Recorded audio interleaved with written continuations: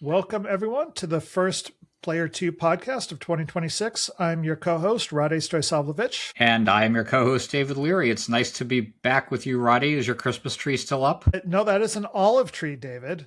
My Christmas tree is down. I'm pointing to the new change for this. Oh, well, I knew that was not your Christmas tree. I was just wondering if elsewhere in the house the Christmas tree might be up, because I like to keep mine up as long as possible. It's an ongoing struggle between my wife and I. You doing the fire hazard? The real tree fire hazard? No, I do not. Here in Texas, I do not want to stick a real tree up. So I have resorted to an artificial one, but I like the festiveness of it. I like to keep it up for a long time. So it is good to see you here in the new year. It's kind of hard to believe that we're in 2026 already. Yeah, crazy. That was a heck of a year last year. I'm hoping this year is a little bit better, but we're not starting the year off with great news. Just came through that Ubisoft is shutting down one of their studios, and some 70 some odd people are losing their jobs, which sucks. Yeah, the layoffs continue, huh? I had hoped this year would be a little bit backed off of that chaos of last year's layoffs, but it looks like we're starting out the new year with a new round of them, and it's kind of interesting and possibly not coincidental, though I'd like to think it's coincidental that studio that Ubisoft just shut down had voted to unionize just a short time ago. Yeah, I don't know. I mean, Ubisoft is having a lot of financial pressures. You remember last year they delayed their earnings call, which is really not typical because of accounting irregularities. And so maybe it's related. I don't know. This is just news coming in. One interesting trend, our friend Amir Satvat on LinkedIn, who's, for those of you that don't know him, he's basically doing the angels work to help people in the industry who've been displaced from layoffs and everything. He's been tracking, based on a lot of data that he has access to, layoffs, and they've been trending down year over year. Last year was better than 2024, and he predicts this year will be better. Though I think we're going to see a bunch of Q1 layoffs. That's typical when it tends to happen in the games business. Hopefully we're going to taper off and it'll get better this year. So that's how I'm looking forward to 2026. I don't think it's going to be as bad. I hope it's not going to be as bad. I hope so too. And of course, you and I have talked about it before. I'm glad to hear that they're tapering off. I do mourn the loss of some of the veteran developers that have decided to just leave the industry and aren't coming back, which I do feel like we're seeing quite a lot of lately. We do. It's not all bad news. The year ended pretty well for our favorite game of last year, Arc Raiders. I think 12 million copies sold, and they hit a concurrency peak over the holidays. So they're way up there in rarefied air. They're doing great. Yeah, that's insane. The train keeps rolling, and they certainly got a holiday boost. All the kids being home, spending their hard-earned Steam gift cards on things. But yeah, the numbers are really good. They've had a great success, and more power to them. It's a fantastic game. Well, the interesting thing I saw too is over half of their players are on PC. And then it's split almost equally on console. And that kind of goes into another trend for last year. Last year was a great year for PC gaming overall. It's been growing year over year. It's, any predictions that people have said in the past about, well, PC gaming is dead, that is absolute nonsense. I think this year is going to be a good year as well. There's some new hardware coming out, but there are some headwinds that we're going to have to deal with. Yeah, I mean, Steam hit a new peak concurrency in the first week of January, which is amazing. I know that you have your gripes about Steam's business model, which we've talked about before, but they're clearly still the place to be for PC for the most part.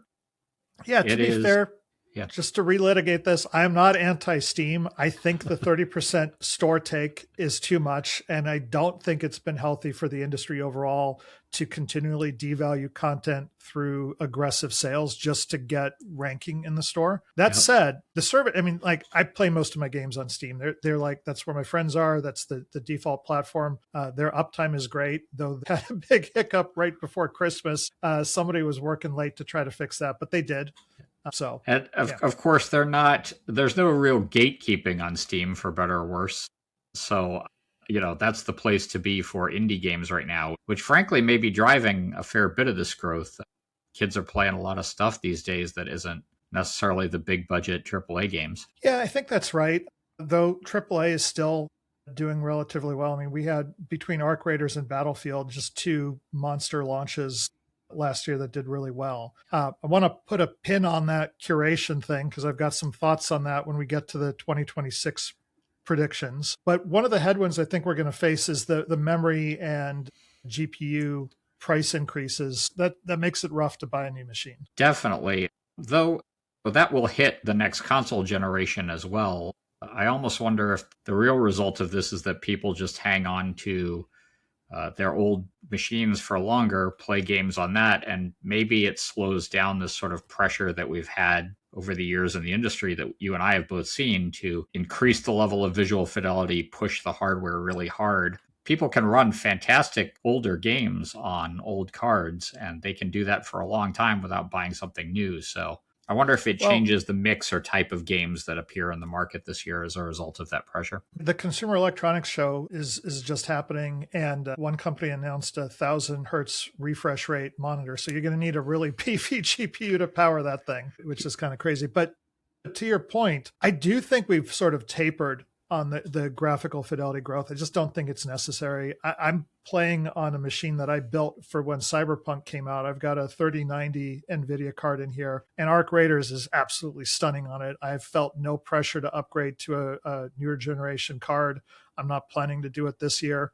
There's just really not any good reason for me to do it. Yeah, I'm right there with you. I'm not feeling that pressure to upgrade like I used to, particularly with prices how they are. We'll see what happens with the Steam machines. I think I said before, if they have pre-bought memory and got a good price at that device is going to look like a bargain. But if they're paying inflated prices for memory, I think it's going to hurt adoption. I mean, nothing against the machine. I think it's going to be a great device for gaming, but I just, if it gets way up there in price, we just know historically the more expensive they get, adoption falls down for entertainment. And it's not, I don't think most people are going to look at it as a general purpose PC running a Steam OS version of Linux. Yeah, I mean, the way you phrased it is exactly right. I think there's a lot of headwinds around consoles and games in general for the next year just because of this memory and processor shortage, whether it's artificial or created by profit motive is not entirely clear. But yeah, moving on to something a little bit more serious. We ended the year on kind of a sad note. Vince Zampella, the co-founder of Infinity Ward,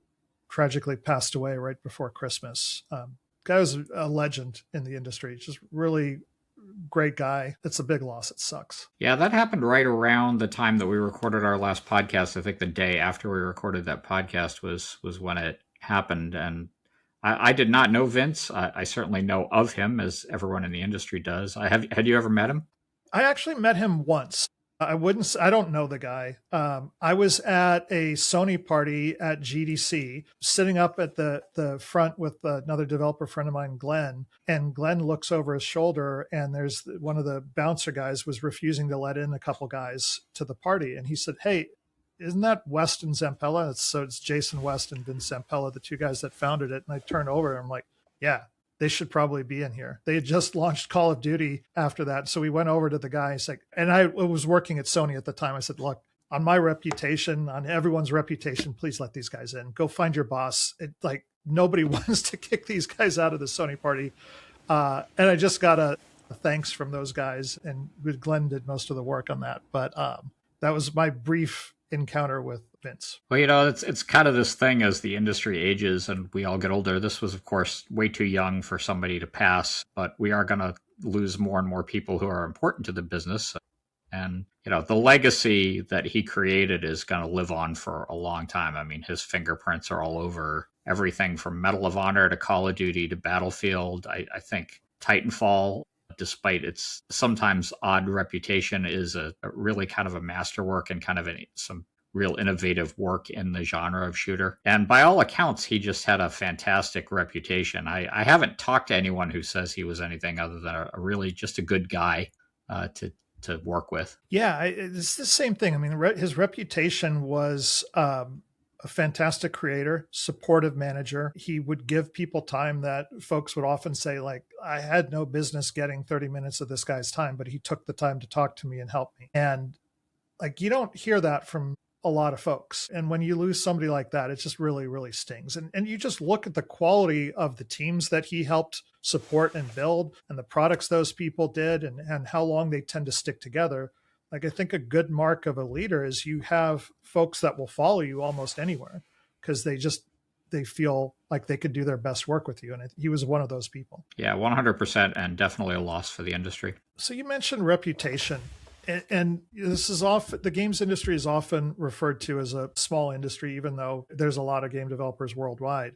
But you're generally only 1 or 2 degrees of knowing somebody. And I mean, I think reputation matters a lot. Totally agreed. I think that's a great topic for us to kind of dig into a little bit. It is, as you say, a small industry, right? Word gets around. People know you. They talk to other people. What you do and how you treat coworkers and how you handle projects follows you in this business. And that's something I think sometimes folks forget. I have always tried to prioritize working with people that I know that have a good, strong ethical core. I'm not looking for a perfect agreement with folks, but I want to know that I'm working with somebody who at least sees the big stuff in a way that I understand and that they can talk about, and isn't just kind of careening from thing to thing or treating people badly around them. I feel like I've been pretty fortunate. I'm sure we all have our list, as we have worked in the industry a long time, of the 4 or 5 people that we might not want to work with again. But my list is pretty small, and I feel really lucky to have worked with some great folks. But reputation does matter for sure. I don't think this will surprise anybody who knows me, but my list is a little bit bigger than yours, probably, of folks that I don't want to work with. But I think you hit the nail on the head with talking about ethical sensibilities. I want somebody that I work with to challenge me, help me make a better product and make me better. Someone who's not afraid to call me out if I do something stupid. But I also don't want to work with someone that belittles teams or people or grinds them down or just has a really like just snobbish, aloof attitude and just doesn't want to get in there. And like one of the things I would always watch for in producers is how they interacted with QA, because the quality assurance often just kind of gets the short end of the stick here. And I think it's really unfair. It's a really important role to making a product. And they just generally don't have a lot of authority. They tend to be short-term entry-level folks until you get to, the professional career testers, which are critical to a product success. And if you're not treating those folks well, like you're not going to treat anyone well. And it's like, I just don't want to work with someone like that. Yeah, that's a really great point. There's such a range of talent and passion in every field in this industry. And I've worked with QA folks who were as passionate and talented as anyone else in any field anywhere. And yet you're right, they often do get the short end of the stick. So just treating the people around you well is such a big part of it. I also think that kind of being aware of the message you're sending is kind of important sometimes. I have a funny anecdote I could share that is a story that has been told a few times in the industry. I won't get specific about names here, but one of the studio shutdowns I was involved with, the publisher sent an executive down to talk to us. It was kind of the usual song and dance shutdown stuff about realignment of business priorities. And I'm sure you've both given those speeches and been on the receiving end of those speeches. And then at the end of it, this executive took some questions from the assembled studio. And one of the folks in the studio got up and had some very heartfelt words of thanks for our studio head, who is one of those people in the industry who does have a very good reputation. And that led to a round of applause in the audience for the studio head, who, like the rest of us, was departing the company on this day of the shutdown. The executive who had come down either misheard that comment or wasn't really listening very well, because for some reason he thought that praise, that very heartfelt praise that had been given, was for him, this executive that we had never seen. And he proceeded to thank the team and talk about how touched he was that we felt that way about him and how this was so hard for him to come down and have to do this. And you could have heard a pin drop in this auditorium. And it's a story that's gone around a few times. If you hunt around on the internet, you'll find some names attached to that. But that's the kind of stuff that I think can follow you in this business a little bit if you're not careful. Similar to that kind of a story that about reputation. So I was at Meta leaving a developer that I was visiting out in Austin, Texas, and I was on the plane and it was flying a lot. So I got bumped into first class. I'm sitting in there and there's only two people in each row on those things.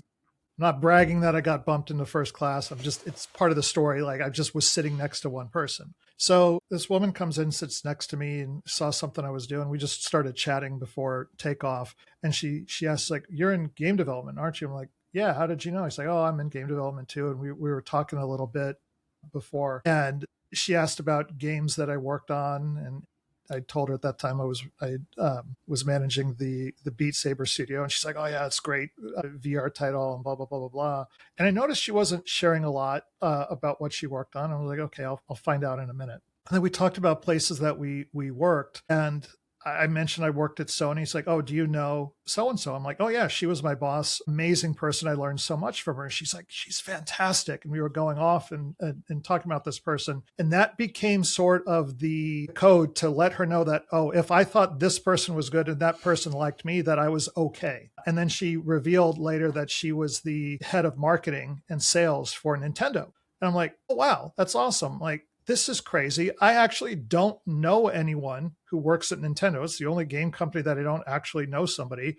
Would you mind if I add you on LinkedIn? And she's like, sure. So we added one another on that. And just a couple of weeks ago, I just found out she's the new president of Nintendo of America, which is just nuts. And it all kind of like, you're okay because you work with this person who I also know is okay. It's just kind of a key reputational thing that happens in this industry. And so it's Yeah. why it matters so much. Yeah, I really feel that, and I was very glad when you reached out to me for the current thing that you and I have been working on after so many years, because you and I had not worked together for over 20 years, but I think we just remembered enjoying working together, and that carried through up until this modern day. Yes, like the lesson for everyone is like, be your authentic self, but don't burn bridges. Like, it just doesn't Yeah. help. And like, I don't have an HR person that's going to scold me for saying this, but you're not supposed to do off the record background checks of people. Everybody does off the record background checks. So just They do. don't be You that ask person. around. You ask people if you've heard of this guy, and I know you're not really supposed to, but everyone does it. Yeah, it does. All right. So a little bit of fun stuff. Since this is the first podcast of 2026, we should do a couple predictions, I think, for the year. Sure, sure. So remember I asked you to put a pin on the no curation thing when we were talking about Steam before. All right, I'm gonna weave a couple things together here, but I'll get to the point pretty quickly. If you've listened to this podcast, you know my stance on AI and how I think it's going to be an important tool. And I understand the arguments about AI slop and what it can do as well. Here's how it relates to curation. I think we're going to see curation of AI content, but not because of the reasons people are thinking. There's so much content right now on iOS and Android and even Steam that's just cheap knockoffs of other products.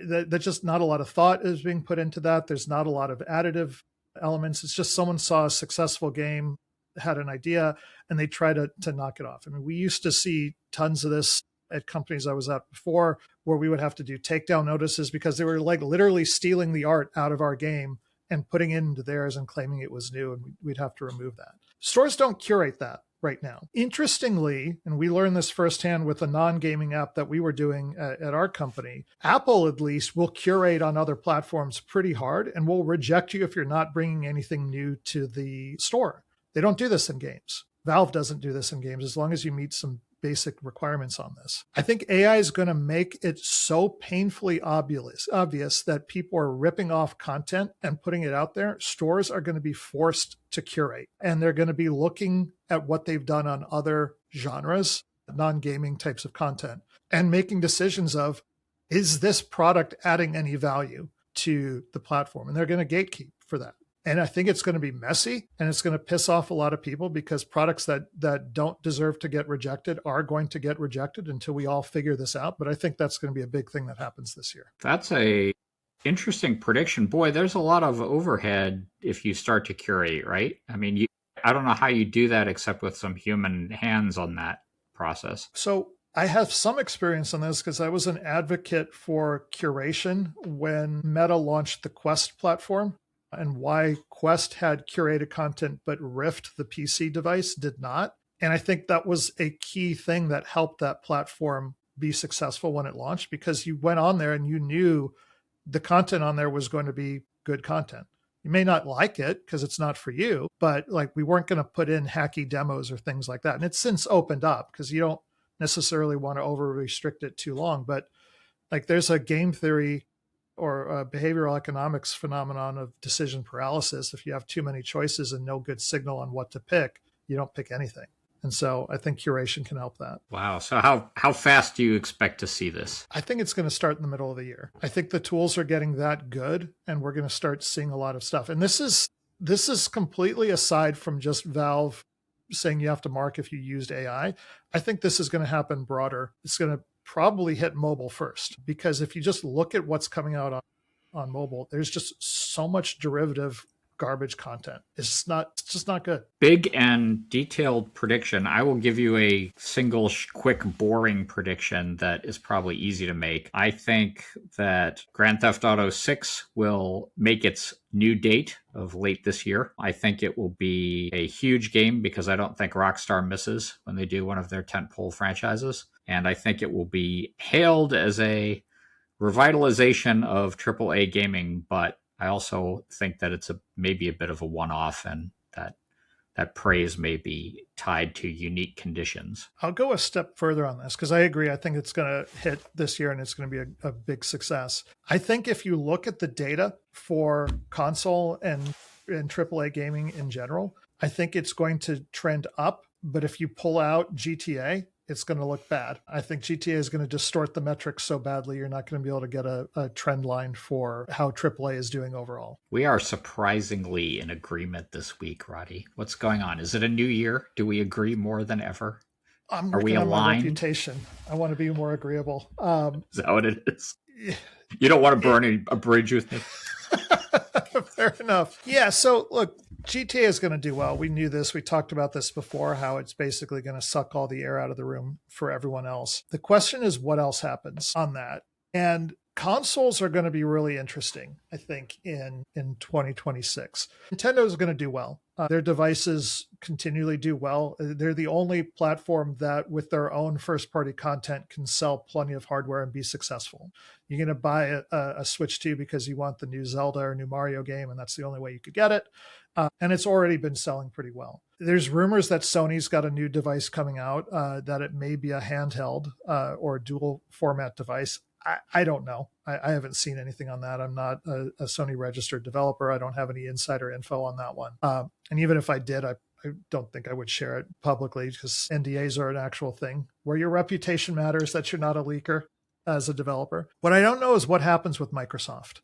And looking at that Arc Raiders split between a little over half on PC and then Sony, and then just shy of that was Xbox. I don't know if there is another Xbox console, and there have been rumors about this before. And the reason I think there might actually not be one is they've got a bunch of great studios that are putting content on multiple platforms already, frankly, because the only way the economics of AAA on console makes sense is to hit every platform. Like, you just can't make enough on one device unless you're Nintendo, and then you're fine. I don't know why economically you would invest in a new console if you were Microsoft. Yeah, I'm with you on that. I'm not thinking, particularly if memory and processors keep remaining in the expensive space that we've been talking about. I don't know why you would go down that road as Microsoft right now. You've got a lot of great IP. You've got some products coming in the near future that will be pretty big. Certainly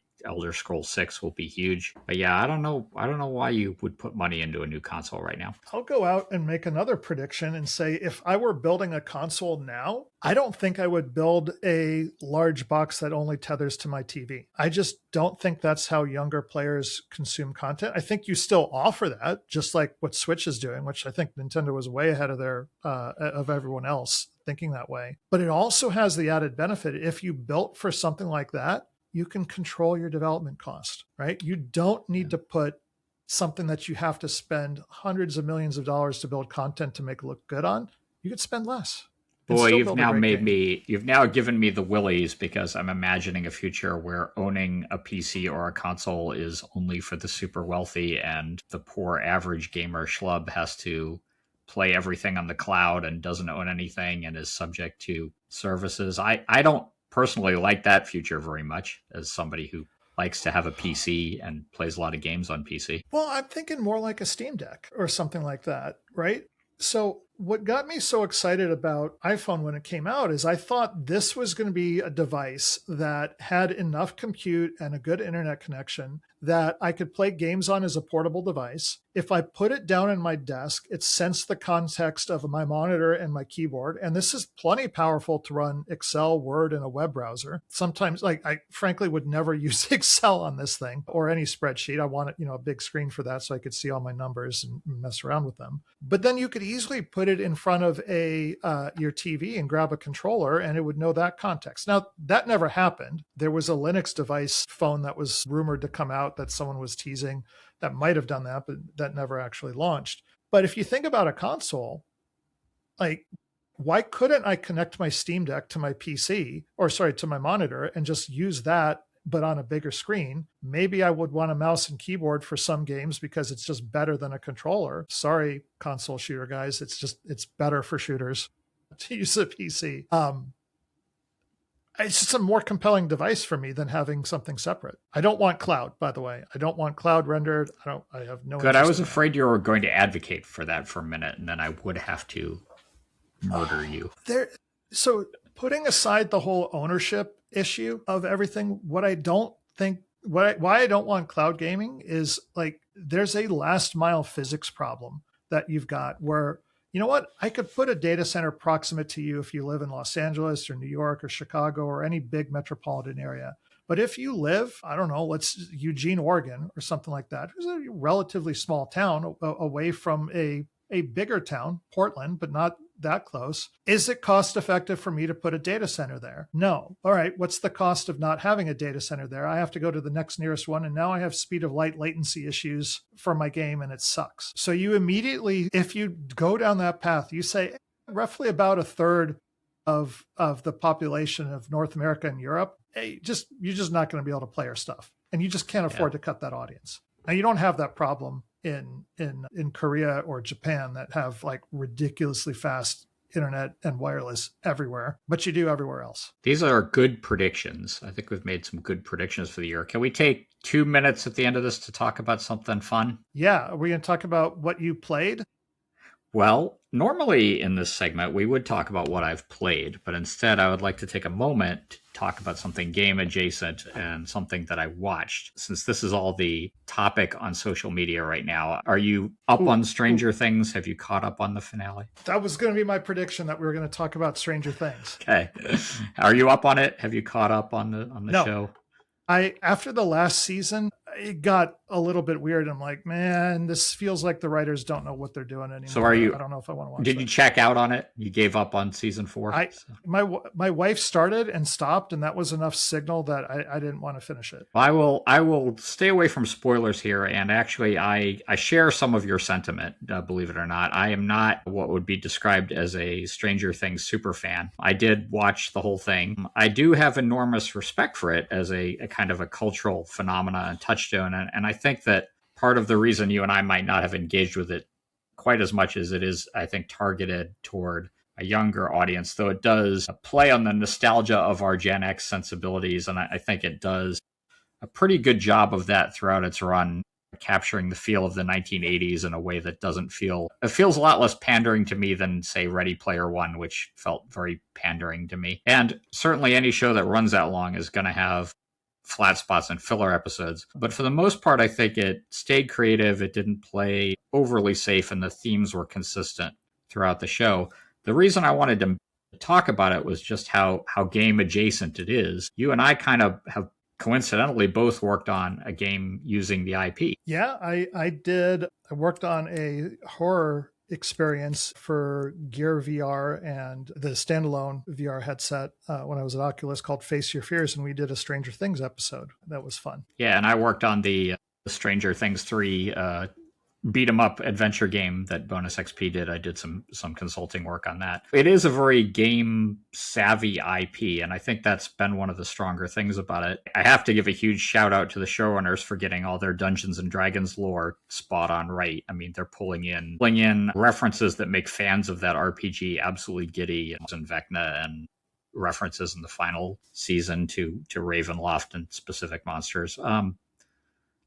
I guess I respect the thing at the end of the day, and I know that the ending has gotten some flack online. I don't know if you've been spoiled or not, so I don't want to delve too deeply into that if you have not. But they went for a little more sentimental and good natured than I think are some of the more cynical creators in the world go for these days. And maybe that's what we need a little more of in these trying times. But I think that was a nice way to go with the show at the end. I don't mind happy endings in stories. I actually like it. My biggest thing for a series, and I think we could all agree that Game of Thrones really pooped the bed with how they ended that one. I don't think there's going to be any spoilers if we talk about that. Where I lose it on a show is when there's no longer any consistency.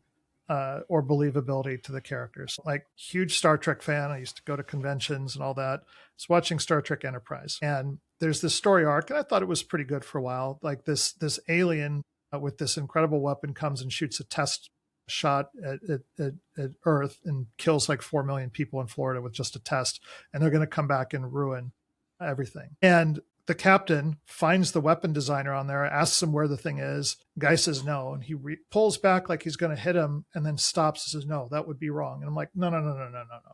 You're a military commander. It's which Starfleet was at that time. Like, you would beat the hell out of this person. Like, if you're any colonel or whatever in the U.S. Military or European military, and you have Osama bin Laden and you know 9/11 is coming, you're going to beat the hell out of this guy to get that info." Right at that same time, Battlestar Galactica, the remake, was out, and Adama got shot by this one humanoid Cylon character, and then she comes back, same person, but a different variant of them, not the same one that shot him. And they look like they're going to hug, and he just starts choking her. And I'm like, yeah, okay, that's believable. And so when a series doesn't have that character consistency or believability or follow through, that's when I lose it. And that's where I thought S4 of Stranger Things went. It's like, no, you lost the magic for me that made 1, 2, and 3 so good. That's fair. I think they bring it back a little bit in 5, and it is worth a watch to close out the series if you were all invested in it at the beginning. I'll ask you one more question just to close this out, just to kind of bring it around to games again for a second. If I were Netflix and I had the finale of this cultural touchstone series dropping this year, I would have pulled every lever I could to make sure that I had a game to go along with it, particularly with a IP that's as kind of game friendly as Stranger Things is. Why do you think they didn't do that? And that's a good question. Feels like a miss. Hypothesizing here. It could be that the show creators just didn't have the time to review and approve it. And I know in that case, there were some restrictions of what you could and couldn't do. Like, from when I worked on the thing, they said, look, you can't do the kids. Don't show the kids in your thing, show the world. We don't have time to approve that. And they're very protective of that. I'm like, okay, I get it. It could be something like that. Could be they did have something, but they weren't happy with it, so they chose not to put it out there. I don't think it's possible that nobody thought of it. That would imply just a whiff of epic proportions. And I just don't think that would have happened. So there had to have been a reason. And it was my guess it was probably a control thing or just a timing. Yeah, I agree with you. Did we went a little long today? Do you think we lost our audience, our vast audience? Or do you think they'll still come and like and subscribe this video? I don't know. We'll see. We got into the stories a little bit We did. too deep. I shared one or two more than I probably needed to myself. I think you were spot on. I blame myself for this one. Well, that's good. I appreciate that. I blame you too. All right. Hey, thanks for listening, everyone. Don't forget to like and subscribe. Like David said, we'll see you next week. See you later. Later.